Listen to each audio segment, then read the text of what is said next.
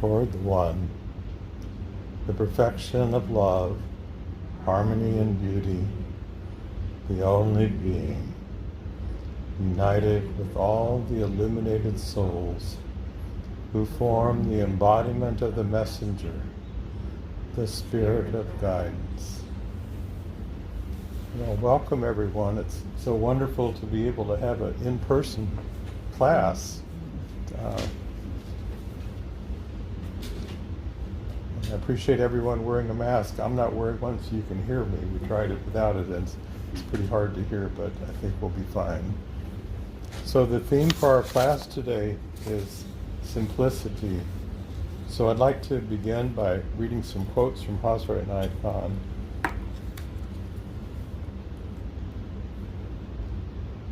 There is an ancient belief that the word was lost and then found again. Out of this belief was made a great mystery, a mystery which exists up till now among people of old civilizations. Up till now they're looking for that word which was lost, and they consider that in gaining that word lies the fulfillment of their life. There are many who have tried to mystify this idea so much that a person may go on and never come out of it again. But the truth is not found in mystification. The truth is found in simplicity, for there is nothing more simple than the ultimate truth. The idea is simply that all that exists has come out of the Word and goes back to the Word, and in its own being, all is a word. By word is not meant a word which is audible only to the ears. By word is meant all that is conveyed to you, all that is expressed and comes to you as a revelation. It means that what you hear with the ears, what you smell with the nose, what you taste, what you touch, what you perceive through all the different senses and through all that becomes intelligible to you, that is a word. It is life's mission to convey something to you, and everything that it conveys to you is a word. Through whichever sense you experience it, through whichever sense it is conveyed to you, it is a word. So Murshid has said that spirituality is a process of becoming a natural human being. And you might wonder, well, why do we have to do so much, work so hard to become natural? That should be an easy thing. But it's a very challenging thing because we live in a pretty much unnatural world. We've gotten away from what is natural. And even the way that we perceive what's going on is not natural. It is the norm, but that doesn't mean that it's natural. So we're going to explore some ways, how can we come to this state of naturalness? How can we come to this state of simplicity, which is not the same as the simplicity of a child, although it has elements of the freshness and innocence of a child, that being able to perceive the newness of everything that's taking place, but also combined with the wisdom that goes through our life experience. And I was thinking just a few minutes ago, I was thinking about people wearing masks, and Pir Vilayat would say that when we meditate, Buddha said, well, we place a sentinel at the doors of perception, which the normal meaning is we close off the usual senses. We cover our mouth, which our masks do, cover our ears, our eyes, and so we're turning within. We're experiencing the internal. But we can discover it's possible to place a sentinel at the doorways of perception in a different way. And what does that mean? It means being able to have a direct experience that's not filtered through concepts. So you might think, well, why should that be difficult? I mean, I can look around, you can look around, we can see who's here, we can hear the sound of the air conditioner, we can feel our feet on the floor, and so on. So what's the big deal? We're perceiving, right? Well, yes, we're taking in input from the senses, but it's filtered to such a degree that we do not have a direct experience of what's going on. We have kind of a after image recollection and projection of what we think is the world around us. And I've used this example before, but I'll bring it up again because it's a good one. Some of you may have seen this little video online that was produced by some people at Harvard, and it shows 5 people dressed in white and 5 dressed in black, and the ones dressed in white are bouncing the basketball back and forth. And your job for 1 minute is to count how many times they bounce the ball. Well, that's pretty trivial. So you count, and at the end it says, well, how many did you get? You give your number. And then it says, well, now watch this again, but don't pay attention to the ball. See if there's something else that perhaps you didn't see the first time. And the whole time they've been bouncing this ball, there's a man dressed in a gorilla suit going back and forth like this, thumping on his chest. And I didn't see it, and most people do not see that the first time because there's no expectation there's going to be a man in a gorilla suit. So you're just so focused on, well, they told me to pay attention to the ball, so there's nothing else going on here. And we literally don't see what's right before our eyes. So how much more are we missing about what's going on in our life? Everything in life is potentially communicative with us. And I think one of the most beautiful things that Hazrat Nayat Khan said is there is but one sacred scripture, and the leaves on the trees are the pages of that scripture. And what he means by that is everything in our world, just like this little passage I read, is an expression of the word, and it's trying to reveal itself. Everything is seeking to reveal its unique aspect of divinity, wherever you look. So just look around the room. Look at the people here. Everything in this room is a unique expression of divinity, and some things in this room are animate, like the people. Other things are inanimate, which we think of as non-living.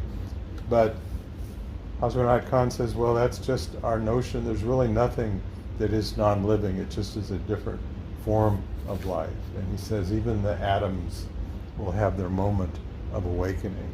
And some physicists are postulating that photons have some type of consciousness, which is just mind-boggling. It's certainly not the same as the way we think of it, but how on earth could that be? This thing that's so infinitesimally small could have some kind of consciousness that enables it to interact with its surroundings. So try this one on for size. Imagine that you are a photon. What's your world like? You're traveling at the speed of light unless something catches you or blocks you. And everything in your world is a different form of this light. So just close your eyes for a minute and don't try to figure it out. Just let yourself use your imagination. What's it like to be a photon?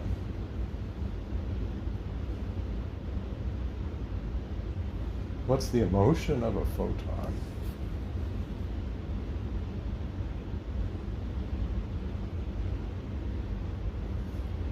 How does a photon experience divinity?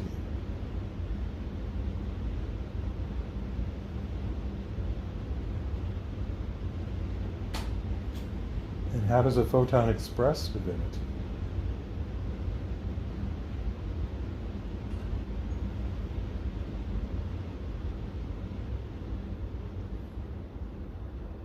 These are things you've probably never given much thought to. Okay, well, let's shift the scope of the scale. So think about the whole cosmos, the galaxy, the universe, a collection of untold numbers of galaxies, and cosmologists say that there may be an untold number of universes besides ours. What's the consciousness of that? What's awakening in that?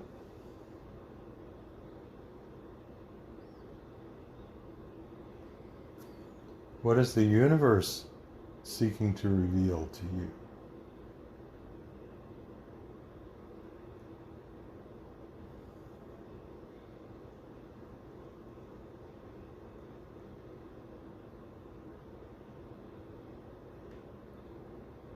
And what are you revealing to the universe?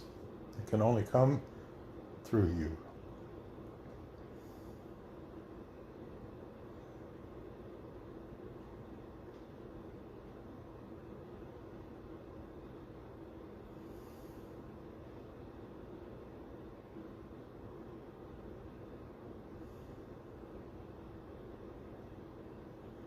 And this is a pretty grand scale of things. We've gone from the photon to the universe, and yet this is only the tiniest slice of what we could call reality with a capital R. This is manifestation, physical manifestation, that encompasses all these realms, all the forms of light, visible and forms of light we can't see or perceive. So imagine now that you're opening up your perception, and Hasradhanat Khan says that the human is the only being that exists in all the realms. And so we exist in the subtle realms. We are angelic beings. We are jinn beings. We have an angelic body, which is much vaster than our physical. We have a jinn body, which is also much vaster than our physical body. And so to become a natural human being is to reclaim and recover awareness of the fullness of who we are. And the challenging part is we have an assumption that we don't think of as an assumption because we're so used to doing things in this way that we have to get there from where we think we are. Okay? So if you think you are this body in space and time, and you're on a spiritual path, then you probably have this perception that this chunk that includes your mind and your heart and your physical self and so on has to do something to get to someplace else to be able to experience the way that things really are. So if you think about that, that's not going to work. You can't. How can you get to, well, it'd be like trying to explain to a photon what the whole galaxy is about. It's just so far into a different realm of existence, there wouldn't be a way of communicating that, but that's just in manifestation.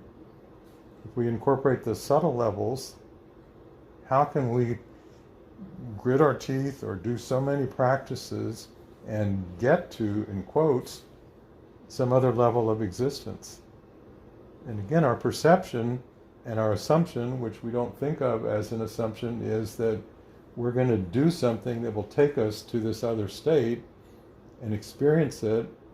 And we certainly have practices that can help us have experiences of, let's say, the angelic realm. But then the default setting is we come back to our usual perception and we think of what we experienced as something other than who we are that was wonderful, and we'd like to get back to there because it's a lot more enjoyable than probably what's going on down here. Okay? So this part in manifestation has an inherent property of thinking that it has to complicate things in order to get to the simple. So think about that. The angelic state is described as this state of just pure innocence and beauty and adoration and so on.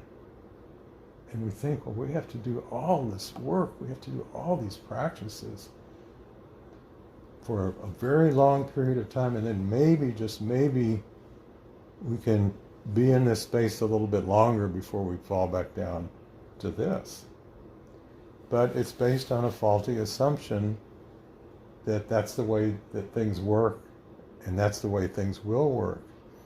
A much easier and much more natural way that we don't usually realize is a choice for us is just to open to the way that we are.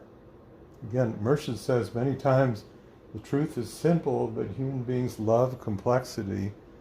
And he says in India there's like temples, that there's a ritual. You have to walk around the temple 100 times doing all these practices before you can go in. And the reason that that works in quotes is people think, well, I've done all this and now I get my dessert. And now I can experience this. But if they were in the proper state of openness and receptivity, they could just walk right in and be in this beautiful, sacred space. They wouldn't have to do any work to get to what's already there. We think we have to work so hard to get to what's already there, because what's already there we think is someplace else than here. I'll say that again. We think we have to work so hard to get to someplace else, and what we're trying to get to is no place other than right here, but we're not really here.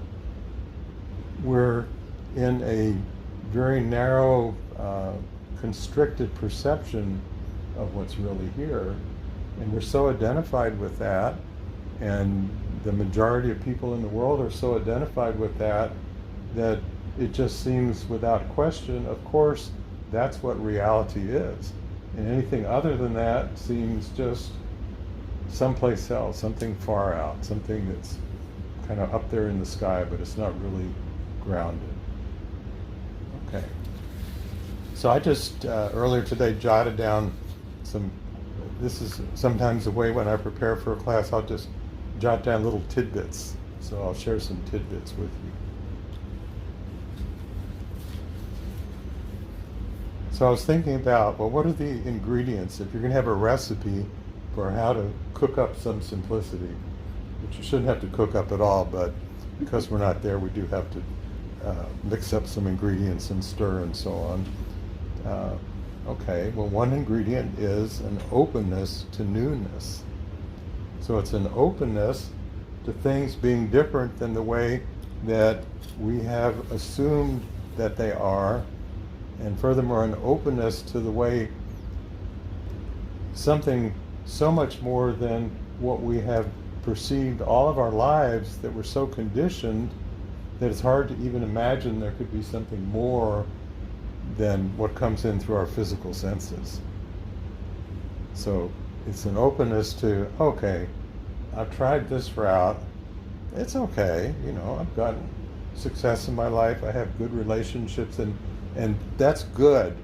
A lot of times I'll think of that's good, but even better would be opening up to a much richer state of beingness. So, what are some more ingredients in this recipe? Being able to arrive at the essence of what's perceived through the senses. So, what does that mean? Well, those of you that have been in other classes we've done or read some of our writings, familiar with the idea of Tao wheel or harmonic perception. It's, Hippolyte would say, seeing that which transpires beyond that which appears, perceiving the deeper nature of whatever it is that we are experiencing. Sometimes described as like the archetypal nature of a rose. Instead of sitting with a rose and going, it's yellow, it smells nice, it looks like this, being able to really have a communion with the rose, with what we're experiencing. So, on the superficial level, what's going on is the photons from the rose are coming to our eyes, and actually our eyes are emitting photons back to the rose. There's an exchange of light. So the image is recorded in the brain, yellow rose, and now here come the concepts, okay, about what we know about roses, and in particular, what's this rose about? And so we're just kind of fitting it into categories, and we think, well, now we're really understanding the rose. But if we're really experiencing Tao wheel, this harmonic perception, something opens up in our connection with this rose. It's not just an experience of the input through the physical senses and churning it over in our concepts and then putting out some thoughts about what we think this rose is about. It's really experiencing it. So this could happen through visual input. It can happen through music. So let me read you a little quote from Merchant, who was one of the greatest musicians of India, by the way, before his teacher sent him to the West and told him to become the tuner of souls.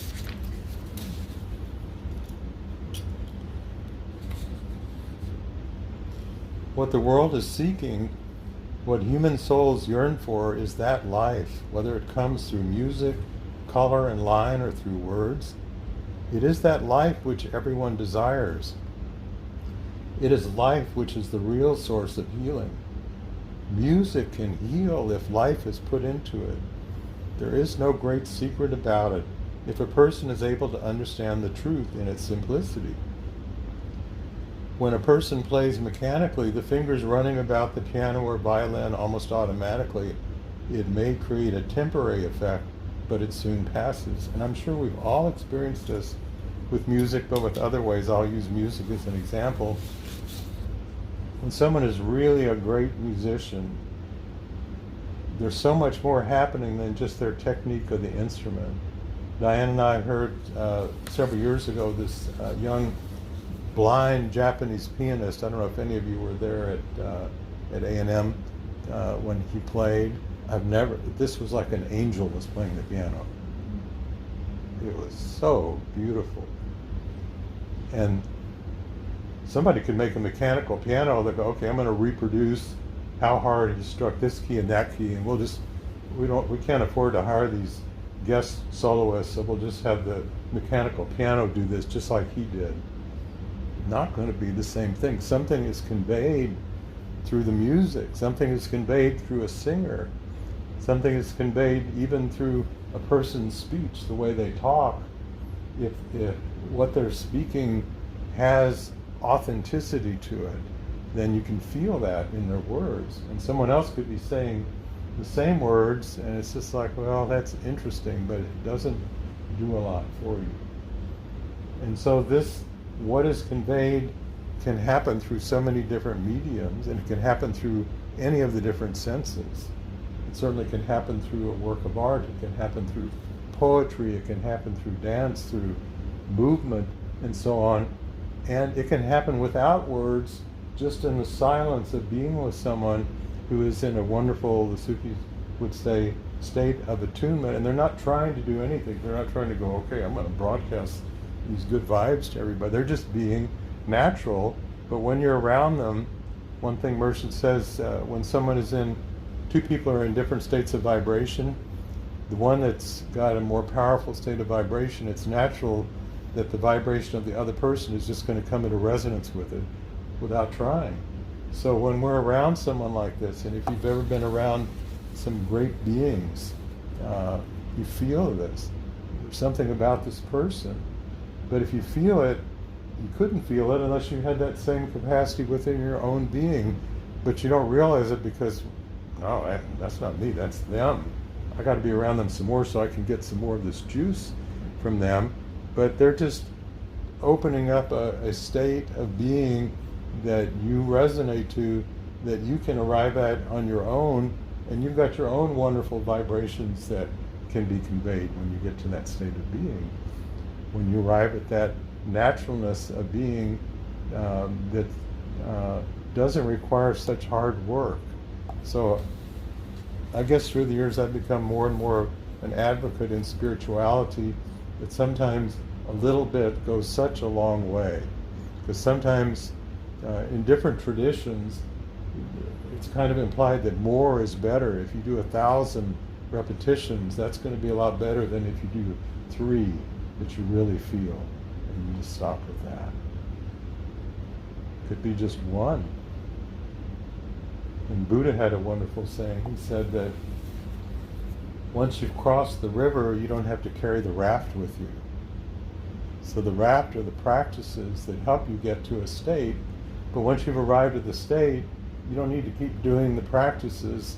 The point is the state. So let me see if I can find another little goody passage here.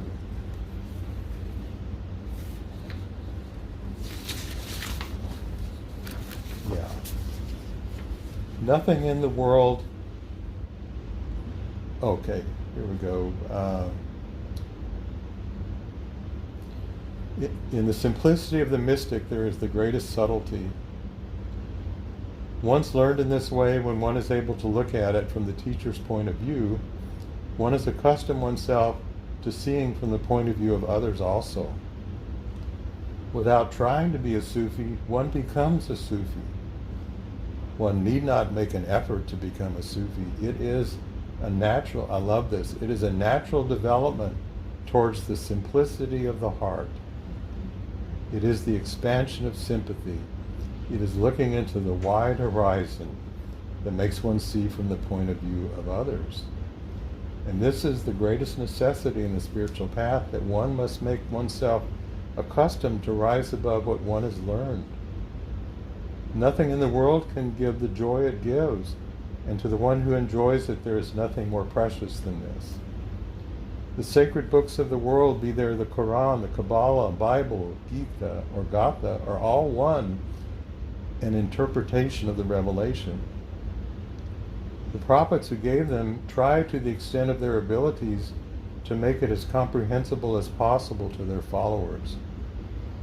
The joy of the original thing is different from an interpretation.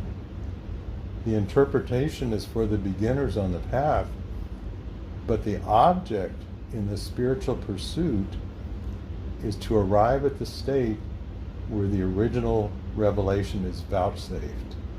That makes the life of a living soul worthwhile. So that's like the saying, the pointing finger is not the moon. All of the scriptures, all of the poetic expressions of mystical experiences are the best attempt that the people that had those experiences could give to try to translate into some meaningful form something that's so far beyond any words or description, but it's a pointer, and it's meant to be an encouragement for you to find your own revelation that only you can access. It's saying, like what Jesus said, what I am and all that I've done, you can do and more. The parts that don't get taught, that doesn't get preached a whole lot in the sermons, but that to me, that's the heart of his message. If I could only pull out one sentence, it would be that. He was an exemplar of the possibilities of every single human being. And he was showing there's a way to do this, but each person has to find that way for themselves. It's not, and here's where there's the beauty of the different scriptures in the Bhagavad Gita.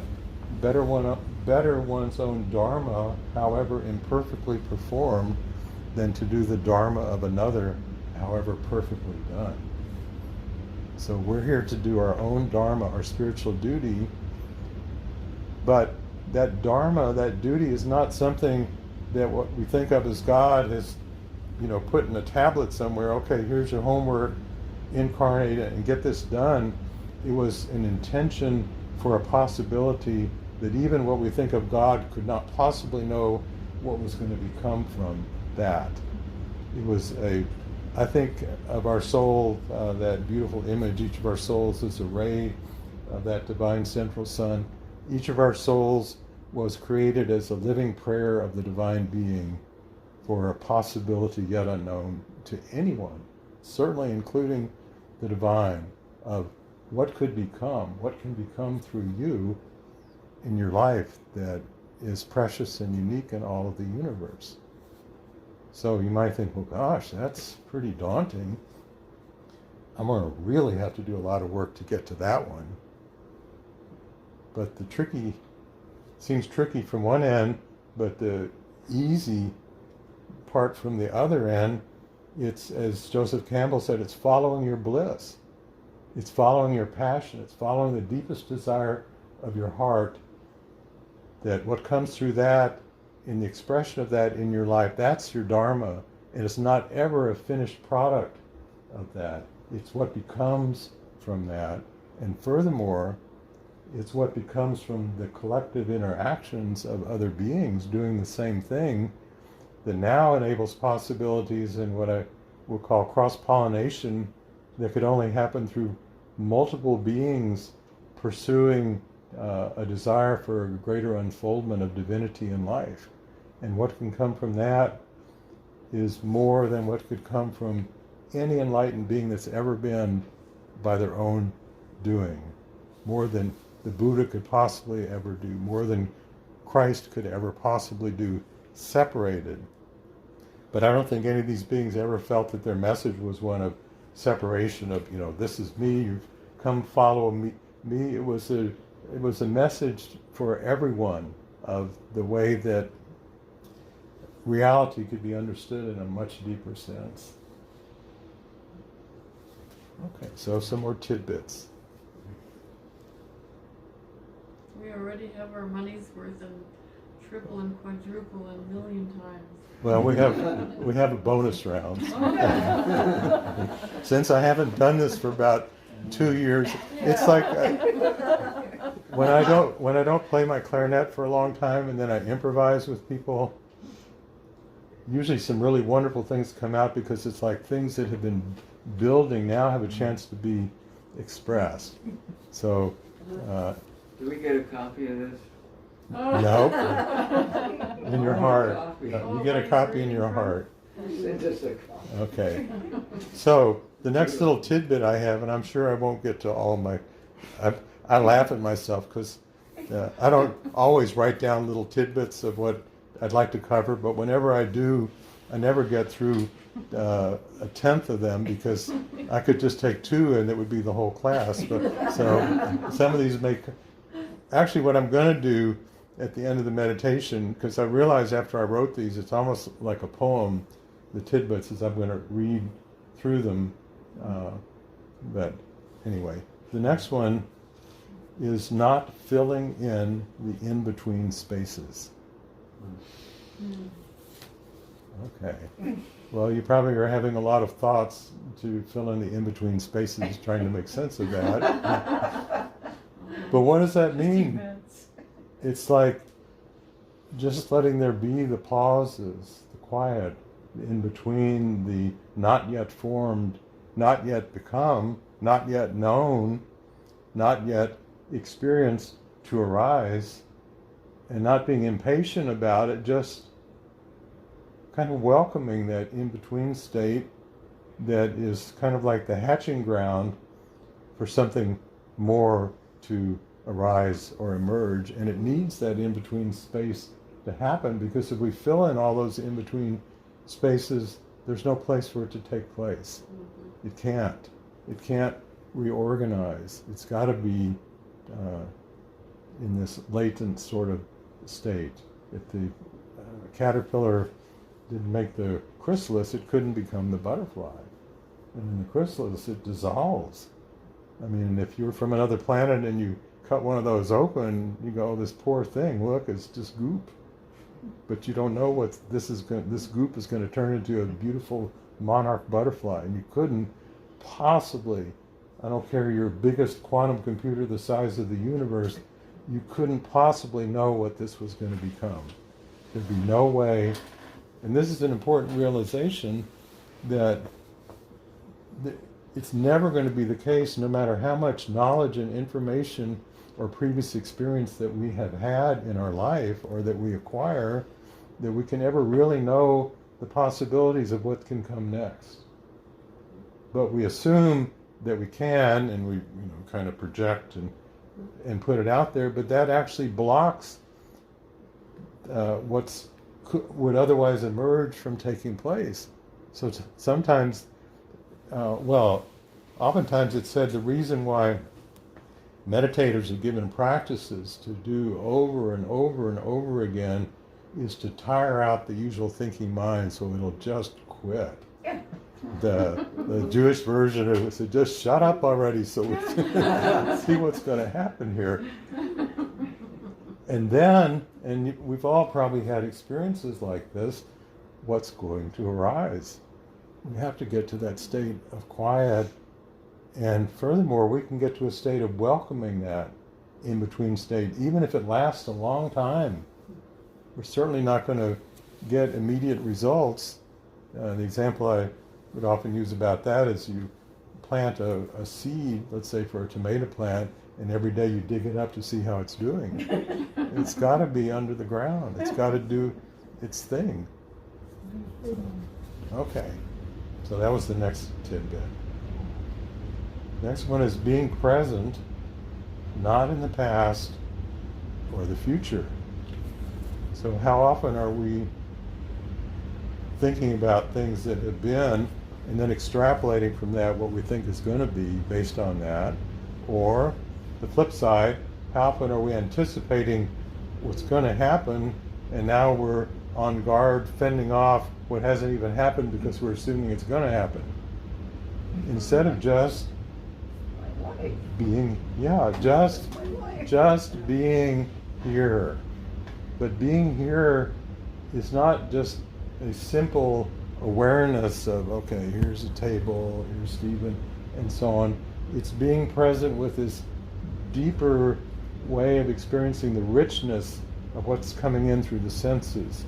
So I had a thought about that. It's, let's see, feeling like there's overtones in every source of perception. So instead of just getting the bass note, we're getting the overtones of what we see, of what we hear, of what we touch, of what we feel, and the same applies to our emotional state. Overtones of the emotional state, many levels. And then one of the aims of the Sufi is try to harmonize with every condition in life. And that doesn't mean just kind of passively let it go, I guess that's okay, but just find a way of coming into harmony. And my thought I had about that is being able to perceive chords of light. You know, we think of chords of sound, but imagine chords of light, different harmonics of light. And we're not going to see like we usually see with the eyes, but, well, here's one where words just can't really get at it, but perhaps you can just sort of jump into it, that we can have a perception of light that encompasses these multiple levels, including the light of the angelic realm, the light of pure light, I would say the realm of pure splendor, that all of that is present. Even if we can't perceive it, and we can't perceive it with the physical organ of the eye, but we have a faculty of sight that's much more than that, and the same is true of our hearing and so on. Well, I think it's time to do a meditation. So, 1 second here.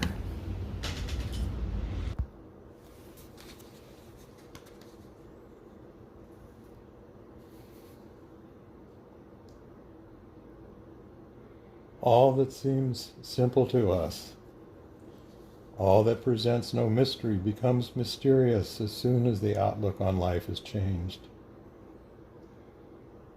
Secrecy is found in simplicity. It is the simple life which is full of secrets. If any study is required, we need not go anywhere else. Our life itself is study, if only we would study it. For one who studies, life offers every opportunity. From morning to evening, every moment of the day, in the home, outside, at work, in leisure. In all things there is something to study. No book can give the joy and the pleasure that human nature itself can give.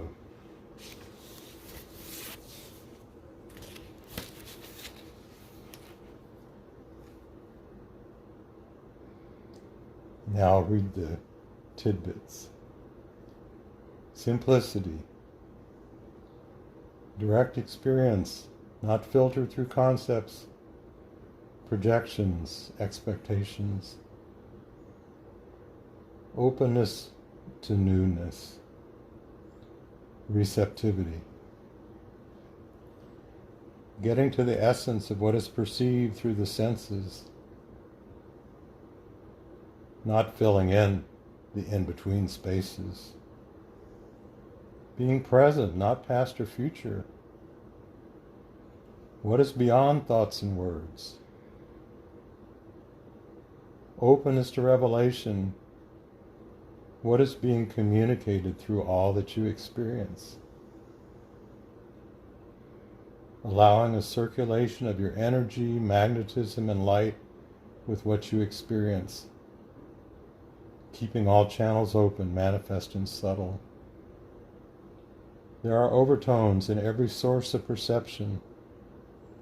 Harmonize and allow yourself to perceive chords of light and sound.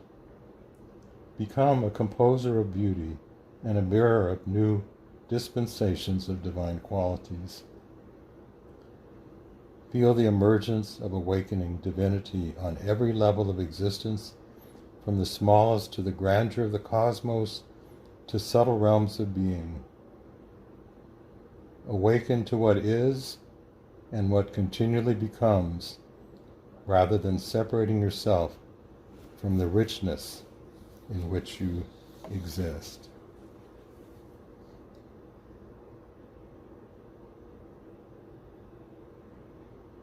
May the blessings of God rest upon you. May God's peace abide with you. May God's presence illuminate your heart, now and forevermore. Amen.